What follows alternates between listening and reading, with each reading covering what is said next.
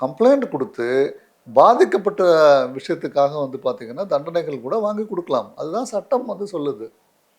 இது ஒரு பக்கம் இருக்கும்போது, இப்போது இதில் வந்து நிறைய வந்து பிரச்சனைகள் வர்றதே வந்து பார்த்திங்க அப்படின்னா, அதிகமாக பாதிக்கப்படுறது அப்படின்னு சொல்லிட்டு ஒரு சர்வே வந்து சொல்கிறது வந்து பார்த்திங்கன்னா, பெண்கள் தான் நிறைய பாதிக்கப்படுறாங்க. உடல் ரீதியாகவும் மன ரீதியாகவும் வந்து பாதிக்கப்படுறாங்க. ஆண்கள் வந்து அந்த அளவுக்கு பாதிக்கப்படுறதில்ல அப்படின்றது ஒரு ஒரு ஒரு ஒரு கருத்து வந்து நிலவப்படுது.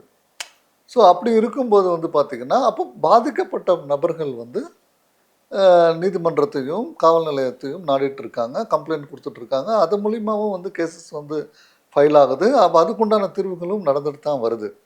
இது ஒரு ஒரு பக்கம். அதாவது திருமணம் பதிவு செய்யலை அப்படின்னு இருந்தால் கூட உங்கள் லெஜண்ட் சரவணாவில் தீபாவளி பரிசாக பவனுக்கு ரூபாய் 1200 தள்ளுபடி.